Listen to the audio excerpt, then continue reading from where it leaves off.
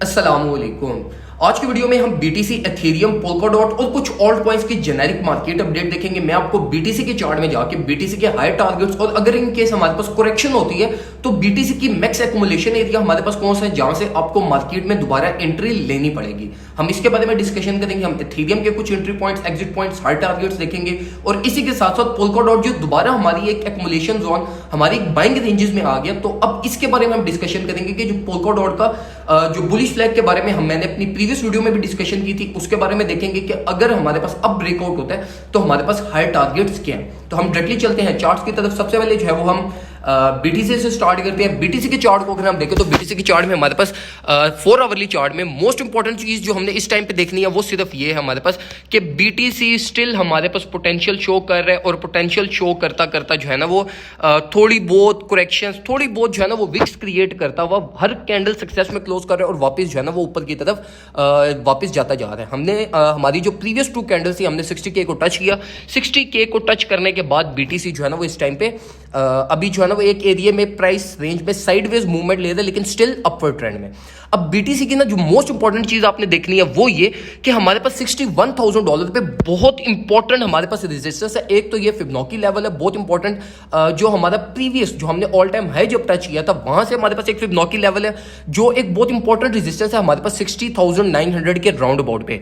तो अगर हमें इन केस अब किसी भी प्राइस टैग से अगर हमें रिजेक्शन मिलती है और प्राइस नीचे की तरफ आती है तो हमारे पास जो मेजर लेवल ऑफ सपोर्ट है वो हमारा ऑल द वे डाउन 57,800 पे है, जहां तक मैं एक्सपेक्ट कर रहा हूं कि प्राइस फेल करेगी। और 57,800 पे अगर in worst case scenario BTC की मार्केट क्रैश भी करती है, मतलब ये कि क्रैश करती है कि $2-3,000 बीटीसी जब वो स्ट्रेट फेल करता है, तो फिर भी हमारे पास जो मैक्सिमम एक्युमुलेशन होगी वो हमारे पास होगी ये 56 से लेके $57,000 के बीच में। तो ये अब हमारा एक एंट्री पॉइंट है जहां से मार्केट जो है ना वो एक आके सपोर्ट लेगी और फिर यहां से अपवर्ड साइड पे ट्रेवल करेगी। अगर आपको याद हो प्रीवियस जो है ना वो 2 वीक से मैं आपको क्या बताता हुआ था कि आपने बीटीसी की एंट्री कब लेनी है। या तो बीटीसी को जो है ना वो आप ऑल द वे अब आप इसको क्रॉस करने दो 60 तो $58,000 को क्रॉस करने दो, या तो इसको $51,000 पे फेल करने दो। लेकिन हमारे पास क्या हुआ, बीटीसी ऑल द वे अब $60,000 को टच करने चला गया।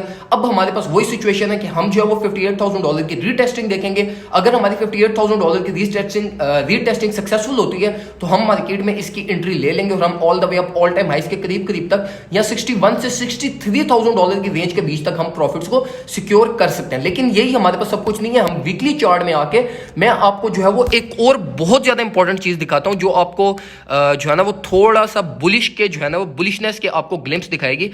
अच्छा, अगर हम जो है वो वीकली चार्ट में ये आकर देखें तो आप लोगों को पता होगा कि बीटीसी जब भी वीकली चार्ट में हमारे पास करेक्शंस लेता है और हमारे पास ये सक्सेस में कैंडल जनरेट करने लगता है तो ये हमें एक इंडिकेशन देती है कि हमारा जो पैराबोलिक रन है वो बहुत करीब है। अगर हमारे पास वीकली में हमारे पास ये सक्सेस की कंसिस्टेंट कैंडल जनरेट हो तो ये हमें स्ट्रेट फॉरवर्ड इंडिकेशन देता है कि प्राइस जो है ना वो अपवर्ड साइड पर ट्रेवल करना चाह रही है। अगर आप जो है वो बैक इन हमारे पास जो है ना वो दिसंबर का अगर आप बुल रन उठा के देख लो तो उसमें भी हमारे पास बिल्कुल सिमिलर सिचुएशन थी। वरना अगर बीटीसी ने कंसोलिडेट होना हो या साइडवेज मूवमेंट लेनी हो तो फिर बीटीसी ये इस तरह की हमारे पास जो है ना वो हमें वीकली चार्ट में हमें इस तरह की परफॉर्मेंस देता है। तो अगर हम वीकली चार्ट में देखें, मैंने ये चीज पोस्ट भी की थी आज से 1-2 वीक पहले। मैंने आपको स्ट्रेट फॉरवर्ड कहा भी था कि वीकली चार्ट में हमारे पास इंसेनली मोमेंटम बिल्ड हो रहा है और प्राइस ऑल द वे अब $60,000 को या ऑल टाइम हाई को टच करने जा सकती है। तो जब मैंने उस टाइम ये चीज कही थी तो बहुत सारे लोग मुझे ये कह रहे थे कि भाई ऑल टाइम हाई कैसी बातें कर रहे हो। तो ये देख लो हमारे पास जो है ना वो 2 वीक में ही जो है ना वो बीटीसी की प्राइस ऑल द वे अपन $60,000 को टच करने आ गए। अब यहाँ पे हमने जो वीकली चार्ट में जो चीज नोटिस करनी है वो ये कि अगर इन केस हमारी जो ये वीकली कैंडल है जो अभी इस टाइम पे चल रही है, ये अगर वीकली कैंडल क्लोजिंग हमारी 60 प्लस होती है तो फिर हमारे पास एक ये कंफर्म्ड मूव हो जाएगा कि अक्टूबर का एंड जो हमारे पास है वो हमें ऑल टाइम हाई, एक न्यू ऑल टाइम हाई हमें देगा। लेकिन जो आपने वीकली चार्ट में एक चीज और ऑब्जर्व करनी है वो ये कि अब ये वीकली कैंडल क्लोजिंग के बाद जो नेक्स्ट वीकली कैंडल हमारे पास जनरेट होगी वो हमारे पास एक हैंगिंग मैन कैंडल या हमारे पास जो है ना वो बहुत स्मॉल कैंडल जनरेट होनी चाहिए। मतलब ये कि आने वाला जो हमारा वीक है वो हमें एज सच कोई इतनी अच्छी परफॉर्मेंस ना दे। उसकी वजह एक तो ये है हमारे पास कि हमारे पास बहुत सारी जो है ना वो इस टाइम पे मार्केट में बहुत सारे लोगों ने प्रॉफिट्स बनाए, बहुत सारे लोग इस टाइम पे एटलीस्ट 60 to 70% जो क्रिप्टो की मार्केट है वो इस टाइम पे प्रॉफिट में है। तो हमारे पास किसी ना किसी प्राइस टैग पे ये सारे लोग प्रॉफिट्स को सिक्योर करेंगे।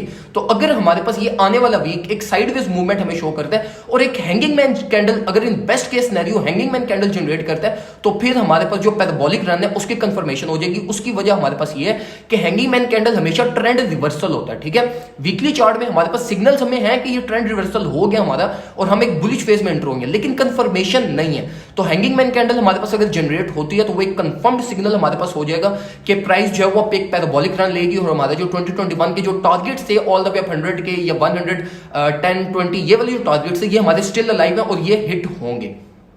तो मैं जो अब आपको रिकमेंड करूंगा वो मैं आपको यही रिकमेंड करूंगा कि अब एटलीस्ट वेट करो, ठीक है। अगर पहले भी वेट करते हुए आए हो तो अच्छी बात है, वेट करो। जो एंट्री पॉइंट्स आपके पास बीटीसी की वो $58,000 बिलो है, 57 से लेके $58,000 के बीच में, ठीक है। अब हमारा ब्रेकआउट भी हो चुका है $58,000 का, तो जो अब रीटेस्टिंग का वेट करो। अगर $58,000 की रीटेस्टिंग सक्सेसफुल होती है, अब सक्सेसफुल रीटेस्टिंग का मतलब पता है क्या? सक्सेसफुल रीटेस्टिंग ये भी सक्सेसफुल होगी कि अगर प्राइस $57,000 पे भी आ जाती है।